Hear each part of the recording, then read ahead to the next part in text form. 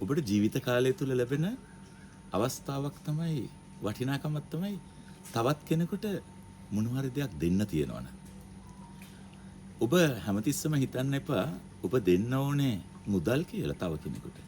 හැබැයි මේ සමාජය තුළ වටපිටාවේ ඔබේ පරිසරයේ කී දෙනෙක් ඉන්න පුළුවන්ද ඔබේ දෙයක් ගන්න එහෙම නැත්නම් දෙන්න යාට. එයා වෙනුවෙන් දෙන්න. ඒක තමයි දීමෙන් ලැබෙන සතුට. ඔබ යම් කිසි දෙයක් කෙනෙකුට දුන්නාම ඔබට ලැබෙන ඒ සතුට දිගු කාලීනයි. හැබැයි මේ දෙන්න ඔබට එන සිතුවිල්ල කිසි වෙලාවක පසු කරන්න එපා. කල් දාන්න එපා.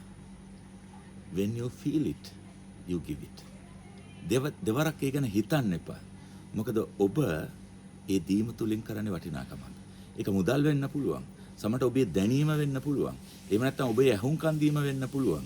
එහෙම නැත්නම් තවත් කෙනෙක් වෙනුවෙන් කරන තමුන්ගේ කැපකිරීමක් වෙන්න පුළුවන්. තවත් කෙනෙකුට දෙන මඟ පෙන්වීමක් වෙන්න පුළුවන්. හැබැයි වැදගත් වෙන්නේ ඔබ ඒ දෙන දේ.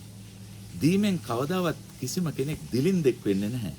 හැබැයි එයා සතුටුදායක ජීවිතයක් ගත කරන වටිනාකමක් ඇති කරන හොඳ මිනිසෙක් වෙනවා. ඒ නිසා වැදගත්කමක් තියෙන්නේ ඔබ දෙන දේට වඩා ඔබ දෙන දේ තුලින් ලබන වටිනාකම.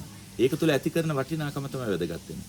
ඒ නිසා අපි ජීවිතය තුල ගොඩනගමු, පුරුදු වෙමු, හැඩගැහෙමු තවත් කෙනෙකුට දෙන්න. ඒ නිසා ඒ දීම තුල ඔබ වටිනා මිනිසෙක් වෙනවා. ඒ තුල ඔබ මේ සමාජයට මේ වටපිටාවට ඔබ වෙනසක් ඇති කරනවා වගේම ඔබේ ජීවිතය ලස්සන වෙනවා. ඒ නිසා අපි දීමට පුරුදු වෙමු. අපේ වටපිටාවේ ඉන්න අනිත් කණ්ඩායම් ඔබේ ගෙදර වෙන්න පුළුවන්. ඔබේ පාසල වෙන්න පුළුවන්. ඔබේ රැකියා කරන ස්ථානය වෙන්න පුළුවන්. ඔබ ඉන්නවා නම් සමිතියක, සංවිධානයක, සමාජයක ඒ කණ්ඩායම වෙන්න පුළුවන්. හැබැයි ඒ අයට ඔබේ හදවතින්ම ඔබ දෙන්න.